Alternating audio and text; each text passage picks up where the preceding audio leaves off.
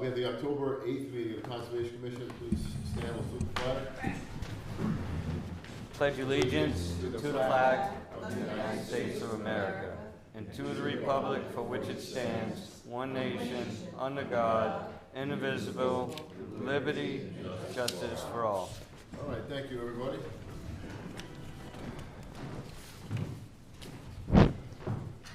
First hearing is going to be for Jocelyn Gambone, notice of intent, 1429 Main Road, SE 802767, construct a single-family dwelling in the buffer zone. Green cards. Thank you, Sean. Okay. Sean Leach, Northeast Engineers, representing Jocelyn Gambone, 29 Main Road. This is a lot that has frontage actually on Macy's Way, which is here.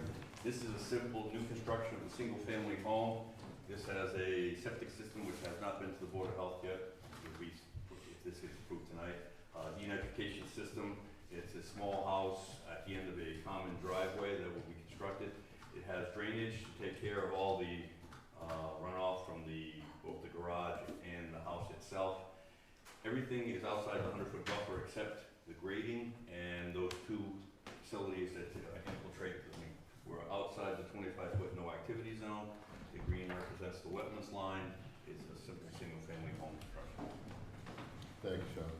Sean, May, through the chairman, is the other lot owned by the same people, or the other lot It's is? actually owned by her brother-in-law, Sean Pacheco. Okay, so there's a separate ownership of the lot above. That's correct. Thank you. Mr. Chairman, Jocelyn Gambone, 1429 Main Road. This is a notice of intent application filed by Northeast Engineers and Consultants. Report date is October 1st, 2024. There is a file number with no adverse comments. It's SE 802767. Site visit was also on October 1st, 2024. Description of the work: the owner has filed a notice of intent to install a well and grading in the buffer zone to the bordering vegetated wetland. The wetland line is shown accurately and no changes are needed. The single-family home will be constructed outside the buffer zone, but will have two roof infiltration chambers installed just inside the 100-foot distance. The stormwater measure will allow groundwater recharge. The well is proposed 90 feet from the edge of the wetland and also just inside the buffer zone. The extent of the work is for the grading of the rear portion to allow a lawn area. No work will be proposed within 25 feet of the BVW. It is recommended the owner install a split rail fence and a row of boulders along this 25-foot no activity line. This will help prevent future clearing beyond our approval. Recommendations: again, this is a basically minor buffer zone project. Recommendations: the Westport Conservation Commission should approve contingent on a condition. A split rail fence or other permanent measure is to be installed along the 25-foot no activity area across the rear of the property. That is all, Mr. Chairman, for Jocelyn Gambone, file number SE 802767. What do you think, Sean? Any problem with the split rail fence or the boulders? Yeah, I mean, I can talk to her. She may want to do a decorative wall or something. I'm not sure. Is that okay? No, I will say or similar, yes, Some kind but of demarcation. just Yeah, some kind of permanent, demarcation. correct. Okay, no problem. All right. Do we have any questions from the table? No. Any questions from the audience? All right, so no questions. Looking for a motion, please. So I'll make a motion to approve pending Board of Health approval and the installation of some type of permanent structure to demarcate the limits of the work. Second. All those in favor? Opposed? All right, that was unanimous. Jason and Phil, yes, thank you.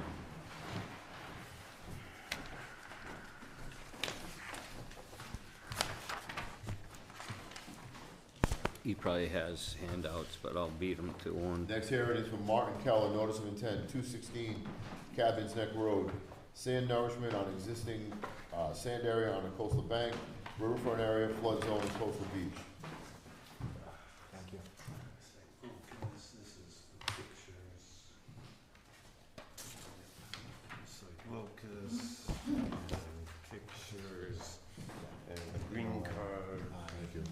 Is this the one from the summer with the little beach? Yes, it is, Mr. Chairman. This is basically an after the fact, yes. Good evening. For the record, my name is Alan Baru. I'm a professional civil engineer. For this hearing, I'm representing Maureen and Martin Keller, who own a house at 216 Cadman's Neck Road on the shore of the Westport River, East Branch. There's an existing sandy recreation area at the southwesterly corner of the property, which was eroded by the severe storms in December 2023. This area is within land subject to coastal storm flowage, flood zone, and riverfront area. Laney and Martin re-nourished the land with clean sand to save an existing mature tree and restore the recreation area. I provided the commission with an alternatives analysis and the site plan for this project dated September 10th, 2024. I put the plan up there on the board. Also, Laney and Martin Keller proposed to repair an existing wooden stairway on the coastal bank shown on an exhibit that I've given you entitled Wooden Stairs on the Coastal Bank to be Repaired dated September 26, 2024. We respectfully request the Commission approve the renourishment of the sandy recreation area and repair of the wooden stairs at 216 Cadman's Neck Road. The DEP file number is SE 80-2768, and I'm happy to answer any questions. So this is for sand that's already been put down, it's not for more nourishment? Right, correct, Well, although it'll be good for 3 years, right? correct. Did they use the right type of sand?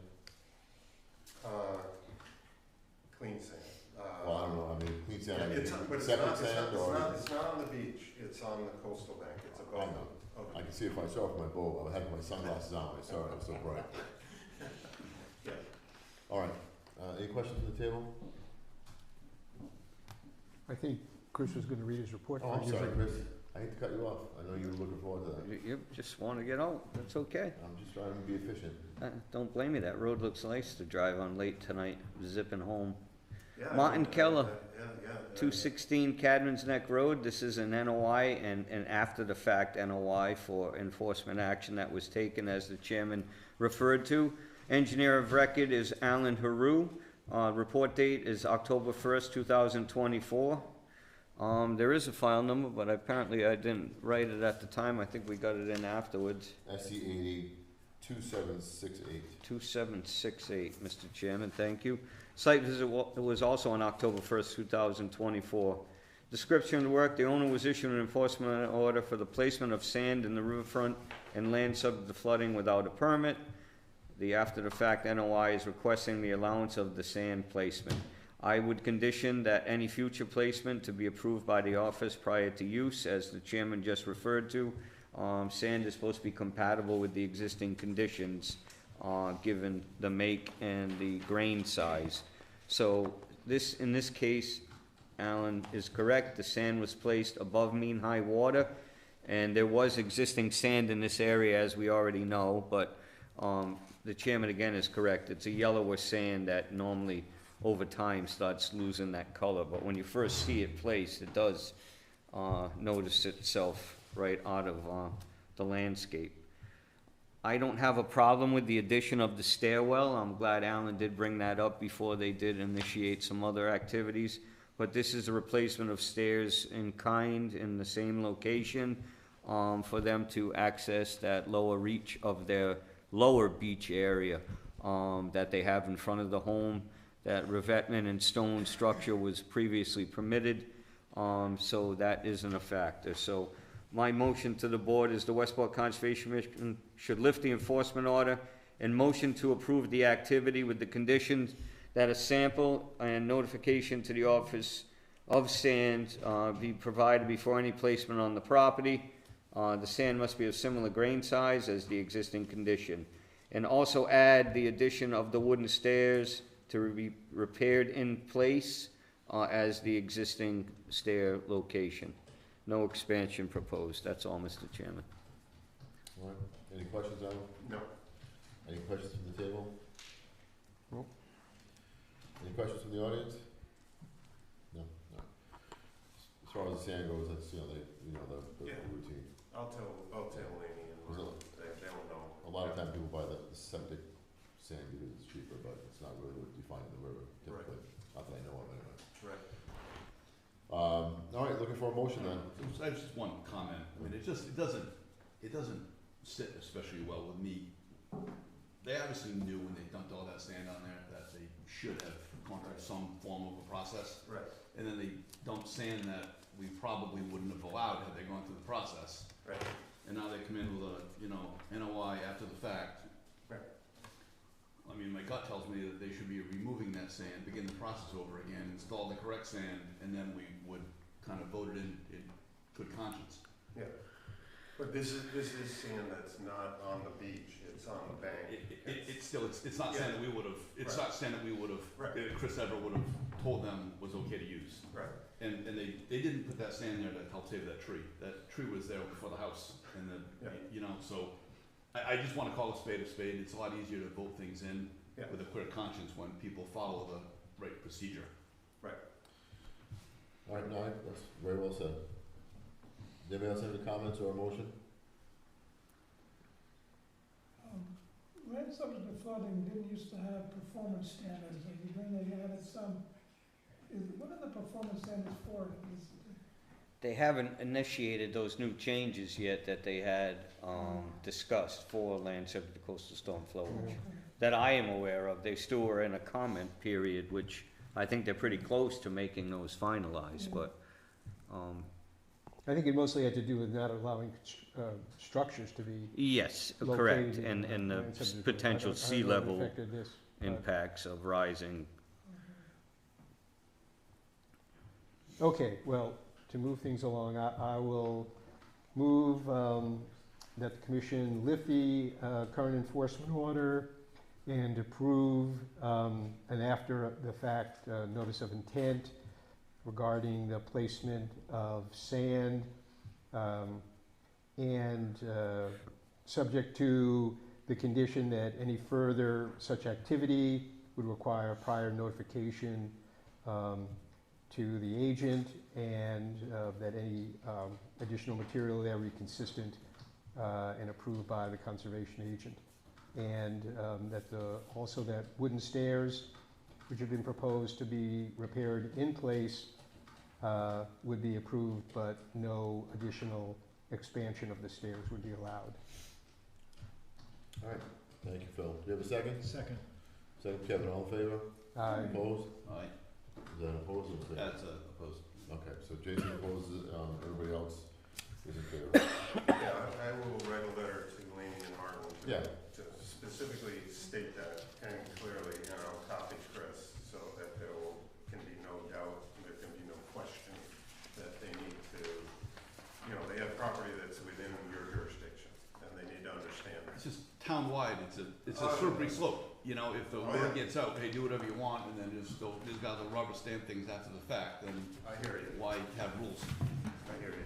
Thank you, Alan. Thank you, have a good evening. Good night. We have Dakota Afonso, notice of intent, parcel 2, Old County Road, SE 802761. Construct single-family dwelling garage, septic, provide driveway and deck in the buffer zone.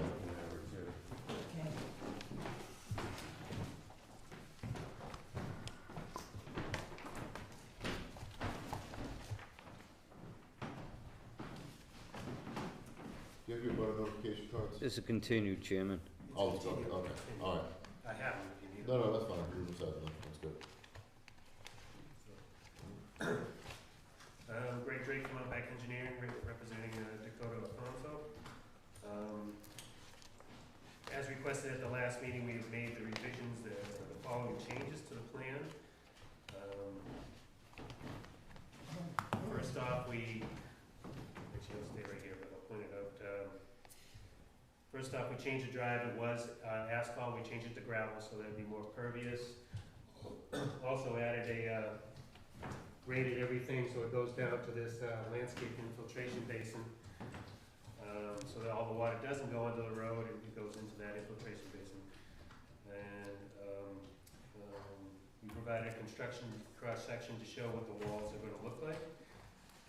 Added split rail fence at the top wall to more of a safety precaution, and split rail fence along the no activity zone in the backyard, as was requested as well. And we did move the well away from the no activity zone so that we can prevent any trees that are close to the activity zone from being taken down by the well right when it goes in there. It's good stuff. So, open up to any questions you may have. Go I'm gonna let Chris read his report, but I will take those green cards from him because I don't have a copy of them that I can see. I think I You got the originals? emailed them, but.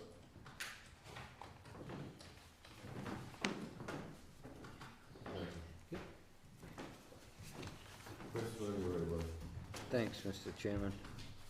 Dakota Alfonso, Lot 2. This is adjacent to 429 Old County Road. This is a continued hearing of a notice of intent filed by Outback Engineering. Report date, I didn't change this, but it says September 12th, 2024. The file number is SE 802761. Detailed description of work. The applicant has filed to construct a single-family home, septic, driveway, and well in the buffer zone on pre-existing parcel. The lot has been existing for many years and remained undeveloped adjacent to 429 Old County Road. The wetland line has been adjusted and shown all the changes requested by me. Westport Conservation flag 60 through Westport Conservation 10C.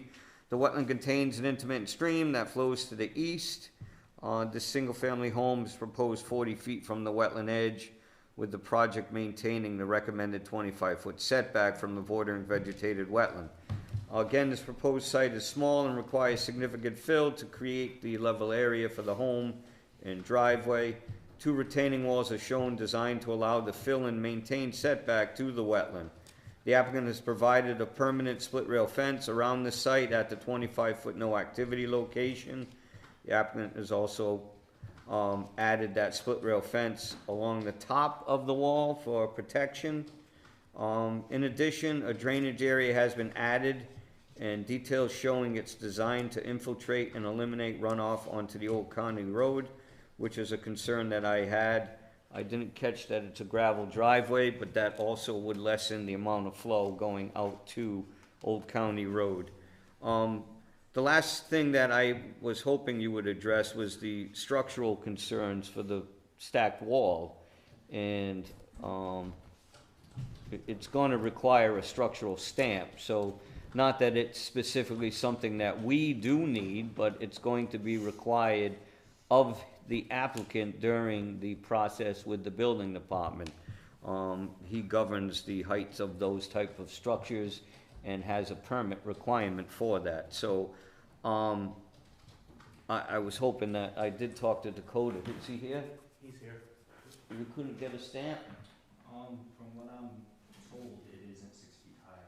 So 6 doesn't need one? Is it 6 and over that needs one? Correct. You may be correct. Again, I'm not, I know it is within that area, so I'm willing to accept that, Mr. Chairman. But again, that would be finalized by when he files his building permit, if it's approved this evening.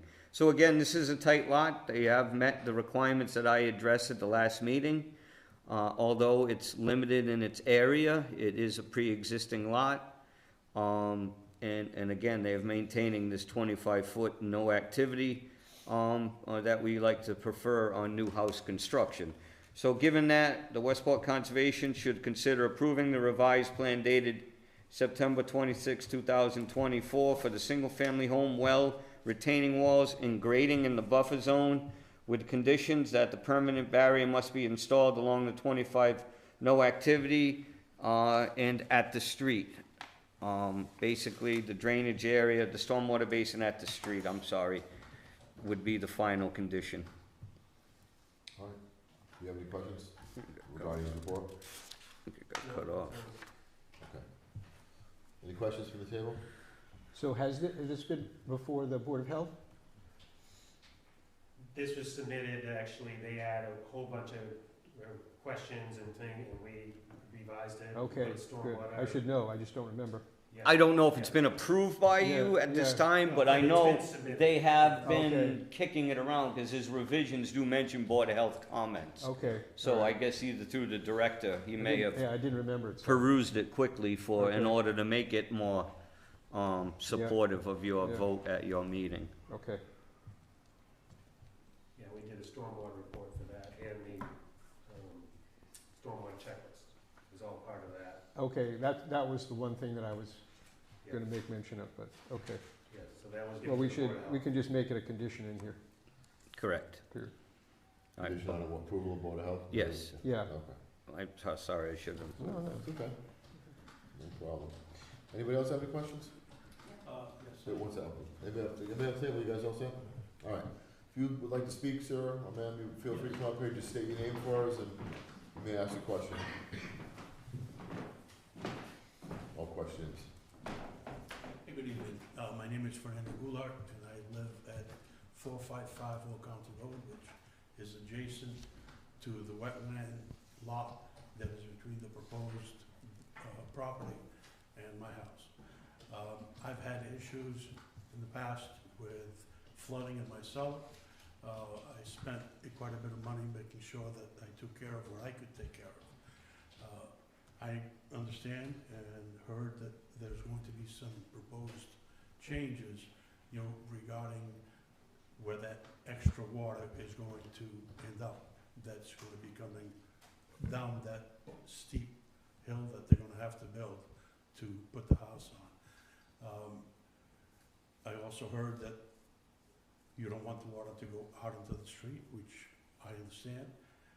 So my question is, even though I heard some conversation about drainage, could someone explain to me in a little more detail where that water is going to end up if it's not into the current wetlands, which is what I'm afraid is going to put water into my cellar and my property.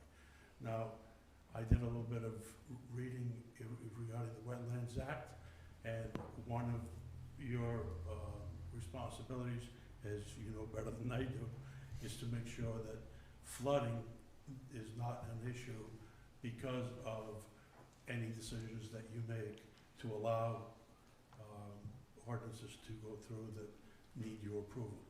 So my concern again is if I haven't had any water in about 15 years, if I end up with water in my cellar, who's responsible for that? Is it the people that are doing it now? Is it the new owner? Is the commission going to do anything to help me out? Or is the time to do that and help me out now and make sure that there's minimal additional water flowing into that wetland? Most of the water is supposed to be kept on site and infiltrated into the ground. It's not supposed to be flowing off-site. But Chris, if you wanted to explain a This, little through further. the chairman, this is a single-family home, so they're limited on what type of stormwater designs they're required under the Wetlands Protection Act. They are also incorporating infiltration of all their roof runoff into a dry well system, which just puts the water below grade, and again, it's gonna flow towards that wetland. That's where the water flows towards. There is associated stream with this wetland that brings it further through and downward towards the head of Westport.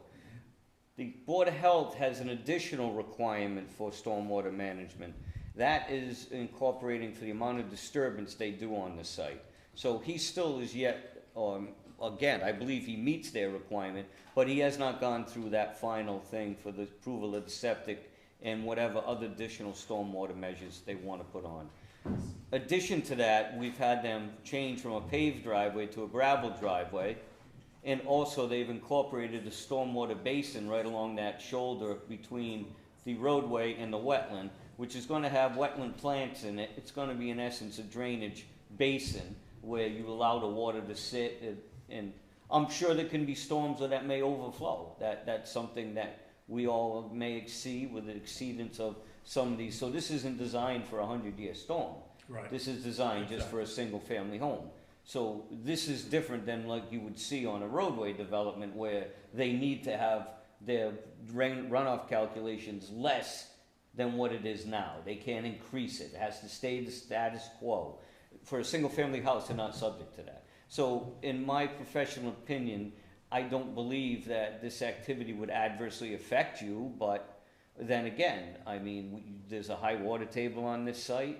The activity they're doing is displacing some of that water that may have sat in that soil a little slower, and now it's moving a little quicker. But again, the gradient between you and him is going the other way, so I don't see how this could attribute to you. This is going in a wetland and flowing away from your property. No, no, it's So- going downhill toward our property. yes, but the wetland flows this way. So your property is immediately to the east of this property, so the wetland is flowing to the south, southwest, southeast, so it's flowing, may it be flowing by way of into that wetland, which a wetland is, it is still heading away from your property. So it's not flowing under a pipe through your yard or anything along those lines, correct? So there is, again, this is development, we're trying to make the best measures we can, and I think the applicant's engineer has done that with this design. Okay, so there's nothing really that I can do other than to appeal if. You could appeal this decision to the DEP within 10 days of our decision or whatever the board votes tonight, correct? And I can guide you through that process if that's something you so choose to do. Okay, Okay? thank you. You're welcome. I'm with him. Mary Ann Goulart, 455. Years ago, I was involved in a septic system that failed in my home because inferior fill was used and the whole thing failed, and 2 years later needed to be repaired and completely replaced. What guarantee will we have that any buffer or retaining wall or the fill will be of good quality that's going to support this extra water? It's just, we know, just watch TV, you know that water always finds its way. I have a friend right now on Watapa Pond, build a big, big, beautiful, expensive retaining wall. It's tipping over, it's caving in. Water always finds its way. We're talking downhill toward the Westport River, and that's a concern for me. I did call the Watershed Alliance. They said they would be looking into what impact this might have on the river. So I think that's also a consideration that should be here. I hope the people who are buying that house know that right next door out their window is going to be another house. I mean, I don't know, that's none of my business, but I hope that's going to be the case, because it just seems that, I know that it was an existing lot, however, for the benefit of the environment, the wetlands, the whole watershed, that this is something that really we don't need.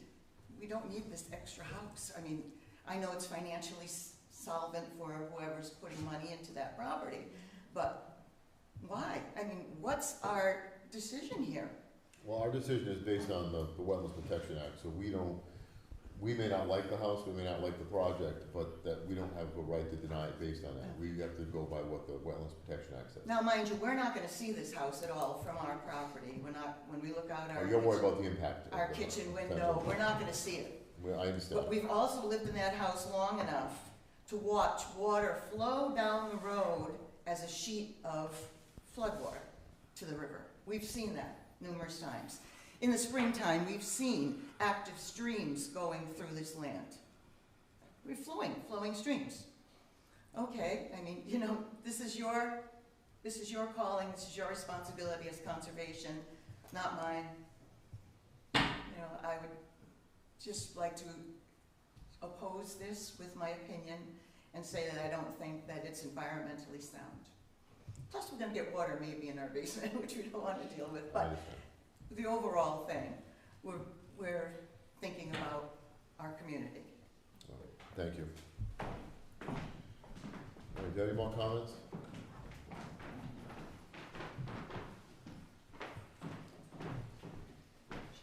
Hello, Lorraine Hammond, 513 Old County Road. I just want to state that I realize that there's a lot of grandfathered lots in town. I totally get it. They've been approved even though they don't meet the guidelines of today. But I think this taking a lot that's extremely deep and improving it with so much fill and huge retaining walls does not really fit in the character of a historic area like the head of Westport. I know that's not your say, but environmentally and the impact and the aesthetic impact of this kind of construction has a negative effect on the entire area of the head of Westport. We approve a lot of projects that we don't like. I know. And, you know, I can't say I get that it. enough, but it's just, you know, It would be nice if the town Right. could somehow have some type of architectural We- oversight at yeah. some point. We go by the guidelines that are I given get to it. us, and that's all we can go by. I know. Okay. Thank Just you. wanted to state my opinion. We appreciate your opinion. Anybody else want to speak? If there's no other comments, we're looking for a motion on the, Lot 2 Dakota Alfonso notice of intent. What I would, well, I just wanted to say to the person who spoke before the last person, I think that the Board of Health, as reflected in the comments, is taking a look at that as far as what the construction of the septic system will be like.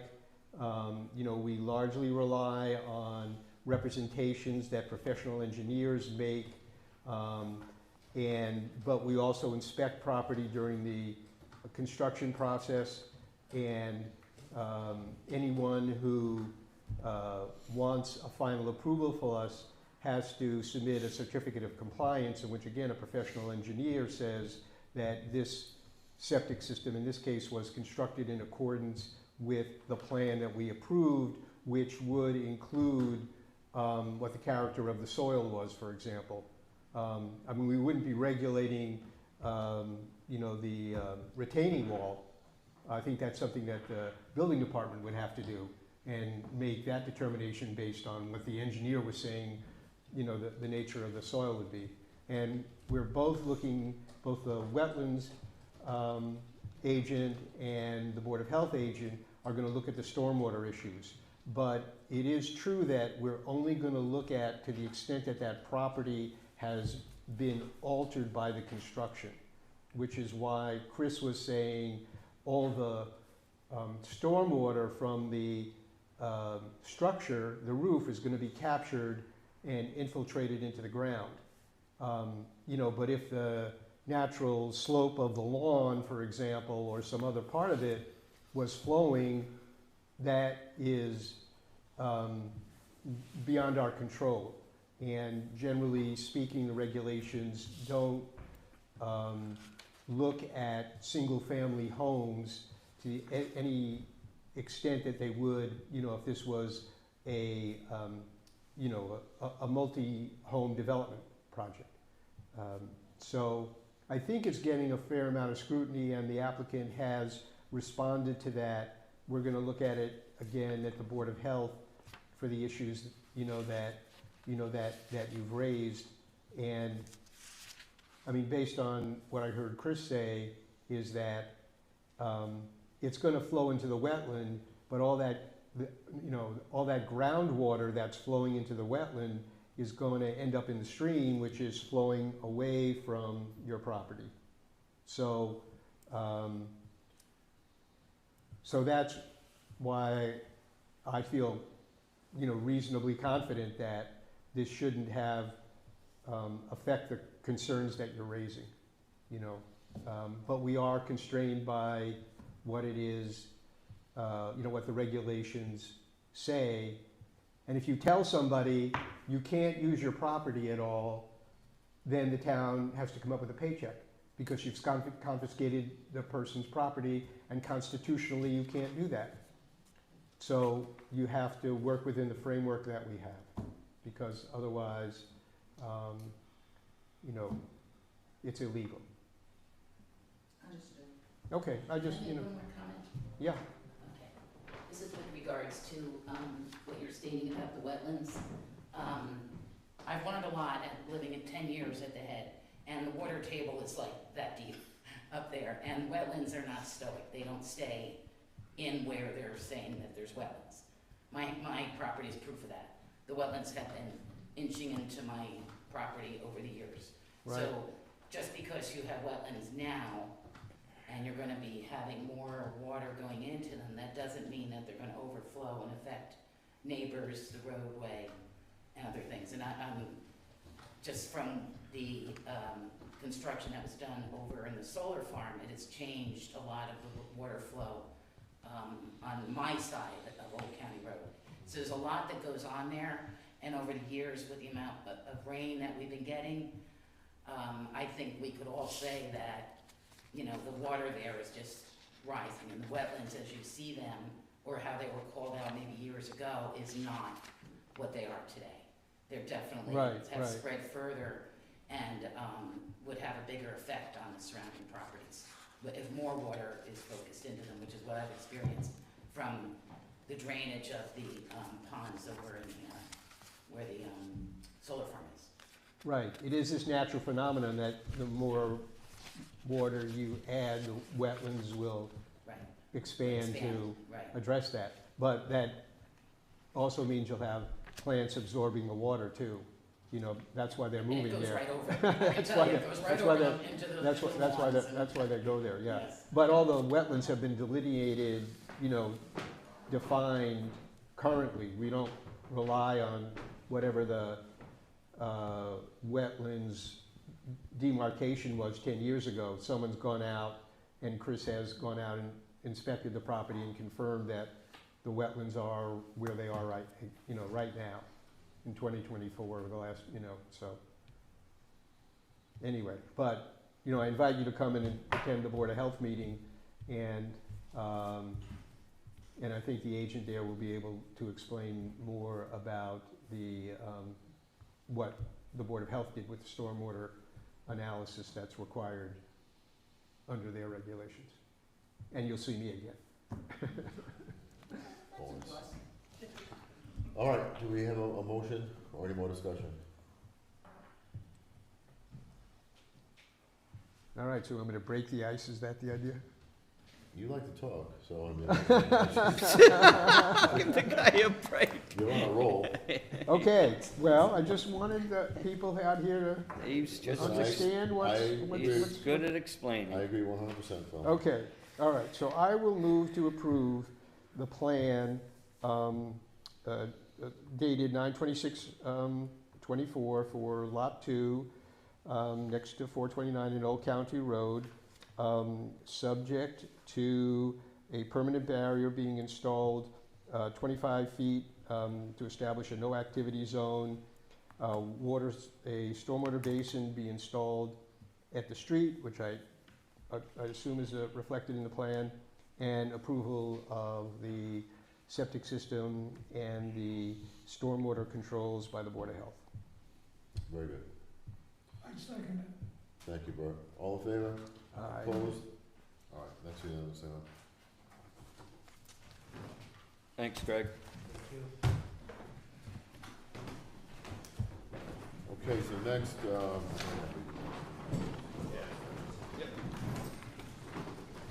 Thank you. thank you guys. Very much.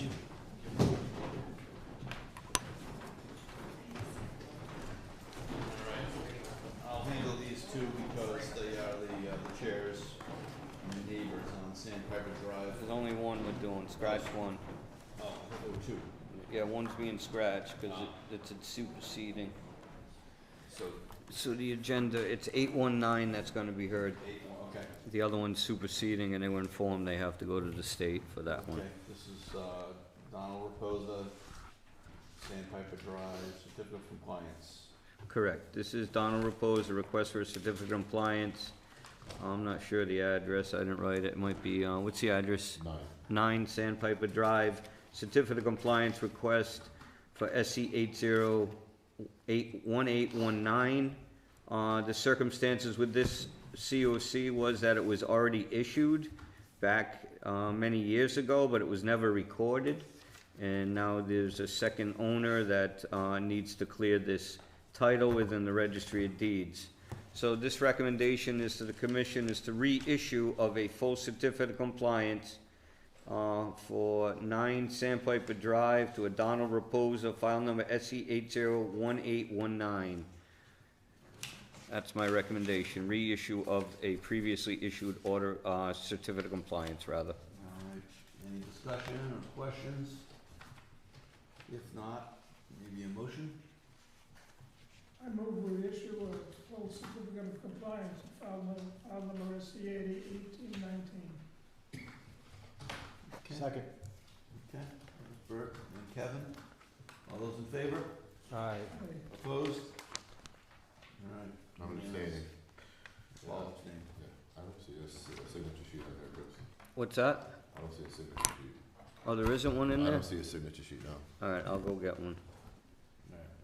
Is there one, there's only one there, right? This is an extension. That's an extension.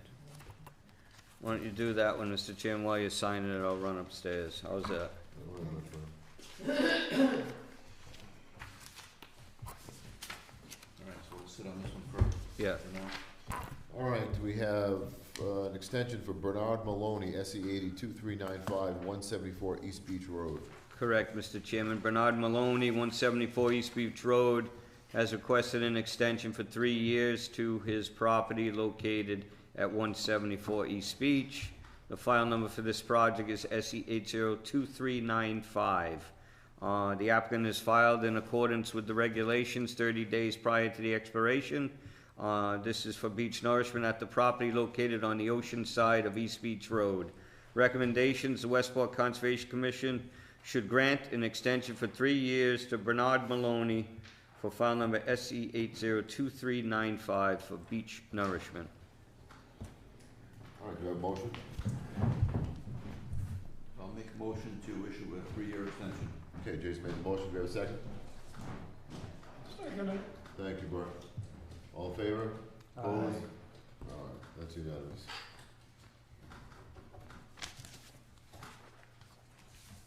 While Chris is gone, we can go over, bills, East Bay Media for advertising, $123, looking for a motion to pay. Motion to pay. Motion from Kevin, second from Jason, all in favor? Opposed? Aye. All right, that's unanimous, say oh. Jason, the illustrious vice chair. Minutes from 9:17. Let's see who was present. Opened by Vice Chair Jason Powell. Jason, Burton, Tom, and Chris. Okay, we can't do that because we don't have enough people here for that. Minutes from 6:11. That's not gonna happen. No. Okay. Minutes from 9:03. We have present Jake, Kevin, Paul, Tom, and Burton. That's not gonna happen.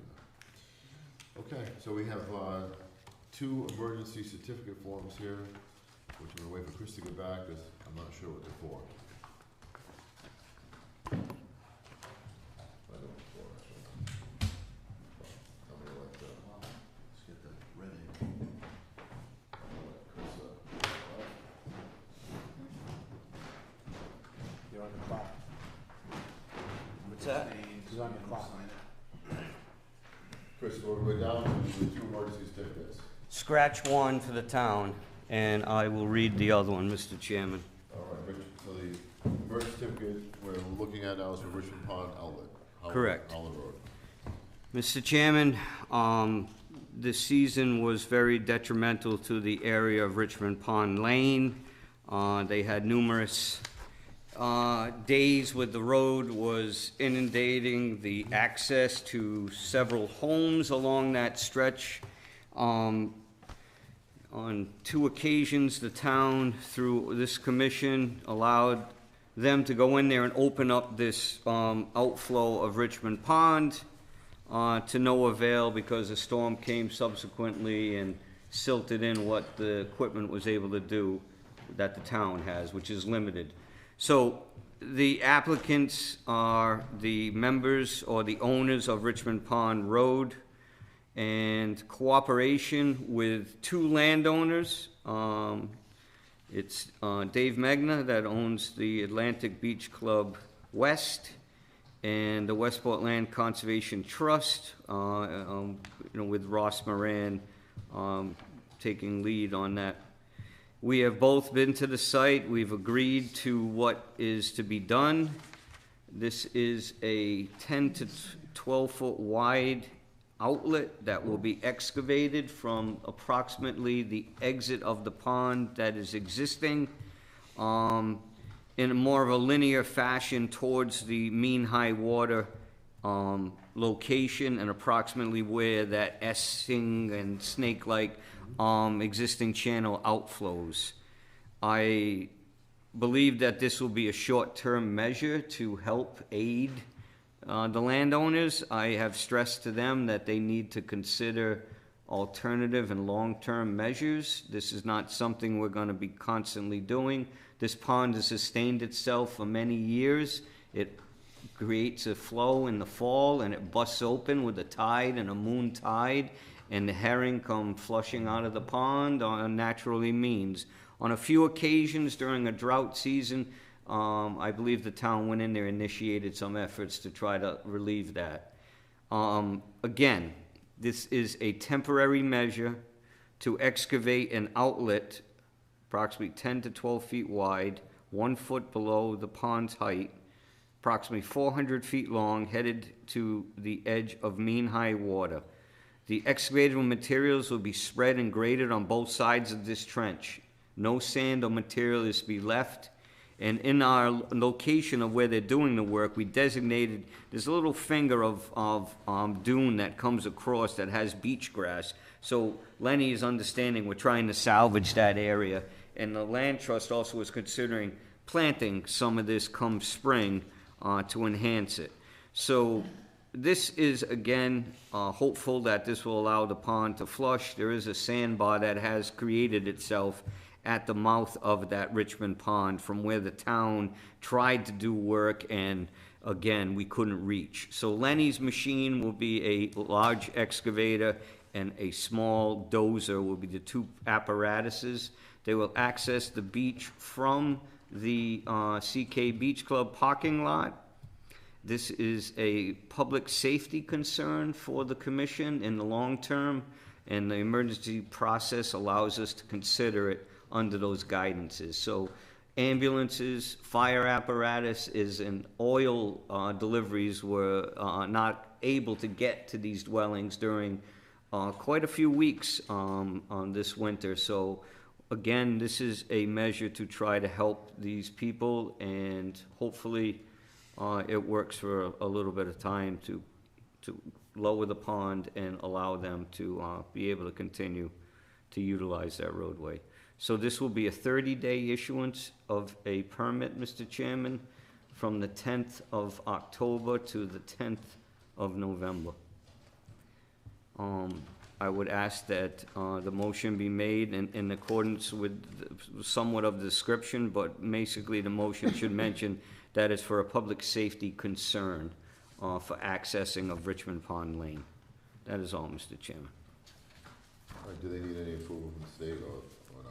In this case, no. The emergency gets forwarded, so once I issue the emergency, I'll forward a copy up to DEP. Okay. So has this not blown out the way it normally does this year? No. Since I've been there, I haven't seen it after this rain, but I would say it probably didn't bust out yet. But we did have a moon tide too, so I'm curious on how things have transpired. But right up until this, no, it has not. That channel has been dry. And there is a sandbar right at the entrance of the exit of the pond. There's Phragmites too that are constantly causing some restrictions. But historically, this pond has always had this S fashion and manner. And in my professional opinion, Mother Nature will not like straight linear lines, and she will change what they propose over time. So this long and linear thing will now, it's going to dictate what it wants to do. It may fill it in, it may recreate another channel afterwards. So this is something that, again, we all understand. Tidal influences can change in one event, can manipulate all that they've done there. But at least, I mean, for this year, it drops the water. It's gonna flush that pond out. It gets the herring out of there. And it gets whatever's waiting to go, yes. And in the meantime, as I said again for the record, this is a temporary measure. The people and the landowners along Richmond Pond Lane need to get some engineering done and consideration to raise their roadway in some effort. They need to do this in accordance with the regulations and try to work with those to get something that will help them alleviate this in future. I've seen that outlet flowing a number of times. Probably has been several years, but it's been awful dry this summer. So when did this occur, this high water? Earlier this year? It happened in the storms of January, December and January. Yes. and then the rain just kept coming right into the spring. So they had water inundated across that road for, I'd say at least 3 months, if not more. Where you could go through it, but we're talking, the cars had to drive through, and sometime it froze, it was an icy mess, Yeah. so. Several years ago, I was working on Martha's Vineyard, and there's a very similar situation to this along the south coast of Martha's Vineyard. Some good-sized ponds separated by a barrier beach from the ocean. They clear out the outlet with a big, backhoe or whatever, every year. It's a routine thing there. Right, right. Well, I'm not saying this can't be a routine thing, Bert, it's just that specifically, Richmond Pond Lane is a private road. It's not a town road. So this is actually 100% a private concern and not a town concern. So the town has been very cooperative and made measures to work with the landowners to get in there to try to help. So that's where I'm trying to stress to them that this is not a public way. It would be a lot different if it was a public way. The town could maybe make certain measures, but in this case, it's entirely private. And these residents aren't necessarily here all year round, but that doesn't behoove them to be able to access their property. So I think it's important that we let them know that we're working with them. And if this is something that maybe we have to consider, then maybe we can work it in as a maintenance thing through the local landowners. All right, thank you, Chris. I'm sorry, I was, oh, sorry. and so your recommendation is to go with this emergency order, I guess, right? Yep. Rather than having them file an NOI. Well, the NOI would, right, correct. Okay. This is more of alleviation, get it done, and allow it to flow, and let Mother Nature take its course. Okay. So are they gonna come back with an NOI for future? They may need to. I mean, again, these landowners aren't gonna continue to allow them to come across their property. Right. And the land trust is basically in the same boat as that things should be happening naturally, not necessarily manipulated. So the window with plovers, it makes it difficult in the spring because plovers come April 1st, you can't do anything. So that's what also stalled us. We couldn't get in there because the plovers nest right in this vicinity. So that's also something that complicates this whole matter. Well, I think if it isn't a one-shot deal, that is if they come back and they want to do like a regular maintenance and, that it should be through an NOI. And someone should have a plan that we're looking at and talking about the various issues that, the contingencies that may come up and how to handle them, because that'd be just the right way to do it. Right. Well, just for comments to that through the chair, the outlet was flowing. Right. It's just the outlet wasn't flowing at the volume of what was coming in. Right. So what happens in that case is the pond exceeds its banks and starts expanding, even though it was rushing out as fast as it would. But we were having days and days of consecutive rains where 3 days later you're still having that runoff accumulate into the pond from the feeding streams.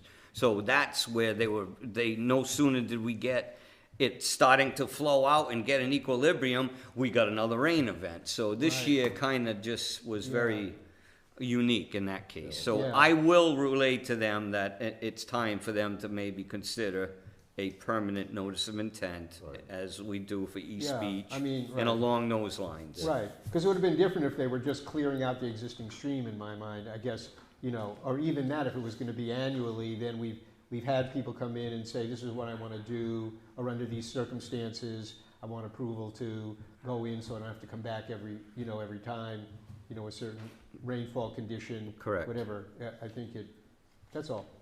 And again, a stream never flows straight. You can see what they've done for the Erie Canal and all measures in the Panama Canal. Unless you shore it with some sort of hard structure, this is just going to collapse on itself. And so I will say that I think Mother Nature will make it more of a meandering look to it than In what. Oxbow, than what Timeframe. you have Yeah. in this proposal, Yeah. eventually.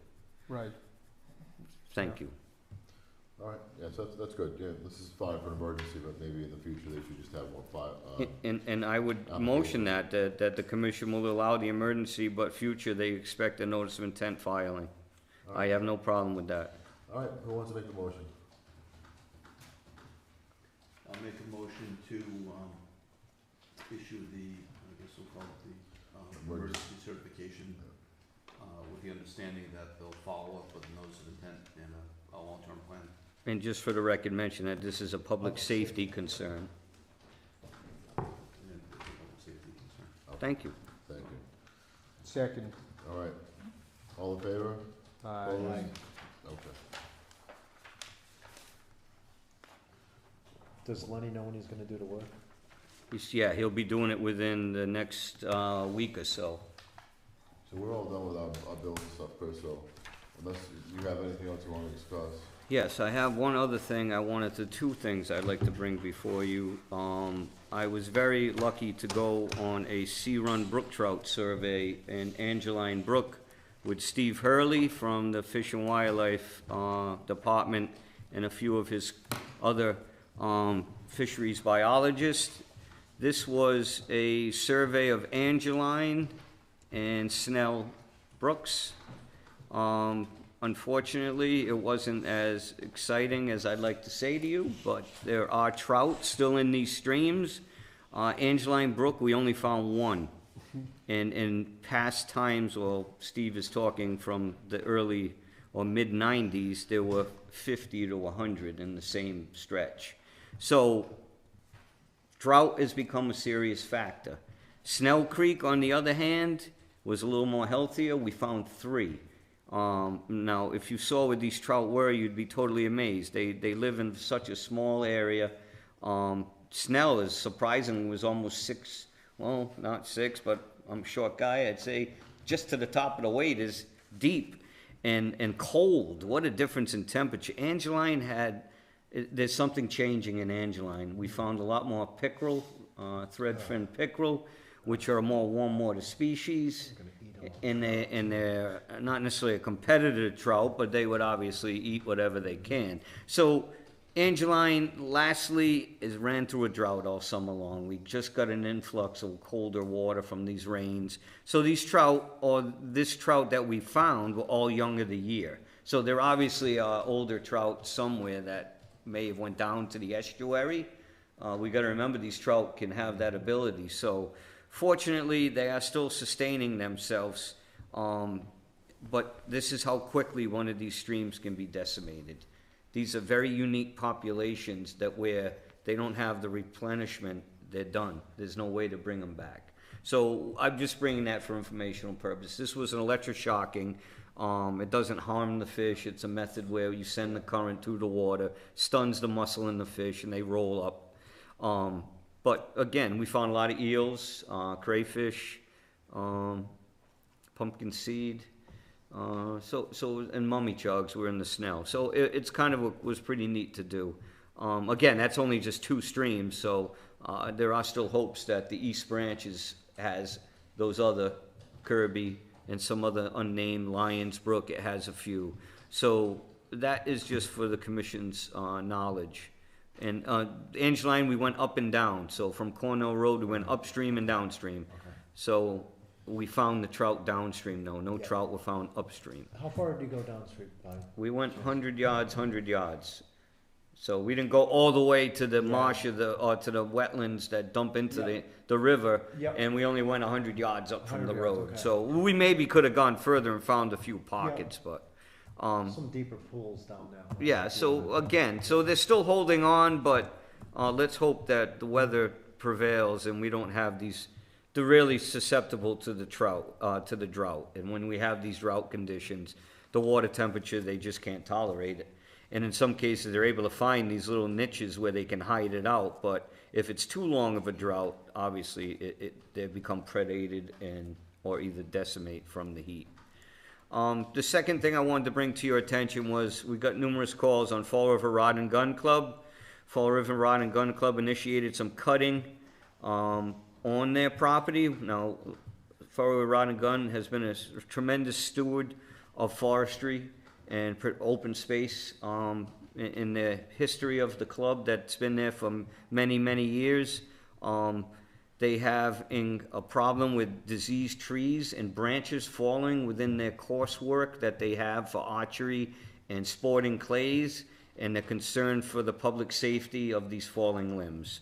So they got a forestry guy in there. The problem is their forestry cutting plan has expired. So I've informed them that although they've done some work, they need to get to a state forester application, to the state forester rather, and I don't think it'd take long for them to get the approvals. This requirement is for the removal of 50 more cord of wood. They are nowhere near that at this time, but I think in a general sense, they may get close to that with what they were anticipating. So again, that's just for your information. I have discussed this with them through the chairman, got me some phone contacts who were able to make me get properly in touch, and they'll be working towards getting that finalized forestry cutting plan. So again, I just want to make the statement that Fall River Rod and Gun has been a great asset to this community, and I think this commission should fully support the efforts to make sure they maintain that area as such forever. So, Mr. Chairman, that is all I have for you tonight. They announced that they were gonna do that cutting, they announced on social media. They're having some trespassing issues, and it alleviated these complaints to where a neighboring landowner yelled at the cutting crew and went out there and was totally claiming ownership, and so they just wanted to put this out there that they're doing work, but it was initiated by neighbors that were claiming there was some concern, so they were trying, in the same time, the neighbors complained that they're doing it. So they're working through that. But again, this is entirely within their property. It was not on anyone else's property. It's not within the pond area. It's all within their interior courses. If anyone's ever been there, they have, and they also have the old campsites, which are down on the northerly peninsula, which they were going to take a few sections in there. But all these paths are used for their course for sporting clays and archery. So again, I think that's a good thing for them to maintain those diseased trees. They also have a terrible problem with the beech disease. They have a lot of beech trees that are totally decimated, which they probably may need to take some of those as well. So, Mr. Chairman, I yield. That's all I have. Anybody else have any comments or anything else you'd like to say before we close the meeting? Well, I just wanted to mention, because I'm not sure everybody knows, but I think that the 48-hour water test, right, for Mr. Corey's wells has been completed? I didn't hear it got completed, but they were running it, They were yes. running it, and Yes. that was several days ago. Yes. And it started. It was at the 10-hour, for I forget what he had said. I did not get another email Yeah, after that. I haven't heard back, from that, with the results, but I just communicated to Chris that I thought that we need to prepare for what I assume would be a request for us to approve operation of the well.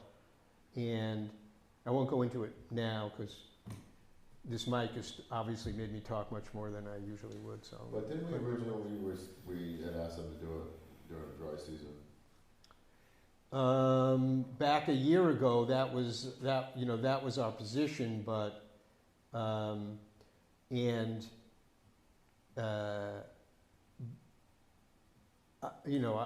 what's that expression? The horse is out of the barn at this point.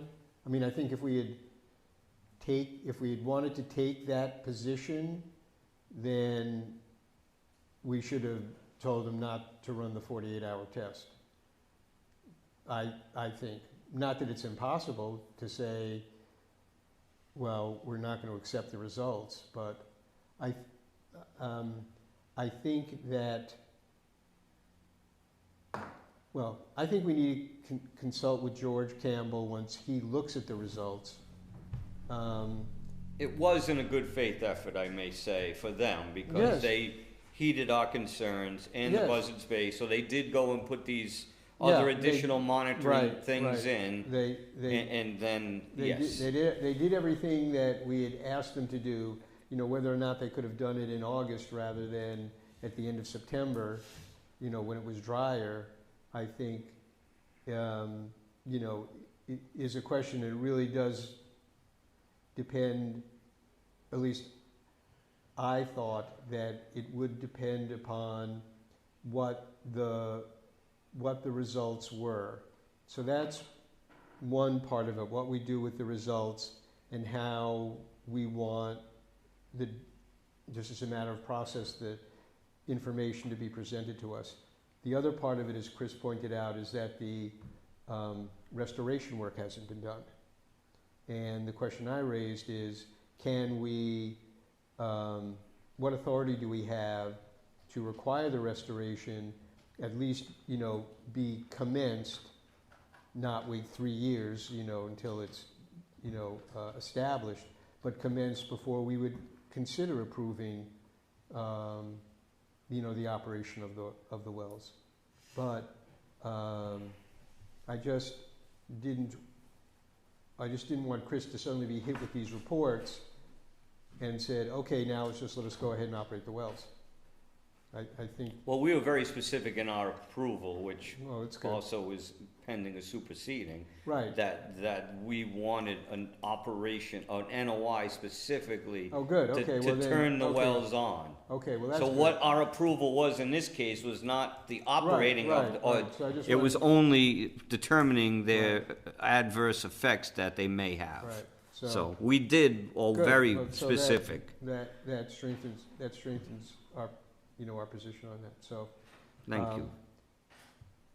Yeah, so I think we're just waiting for the information to come in, and then I think, you know, we should, you know, I think the Fish and Wildlife people and George, our consultant, can both take a look at it.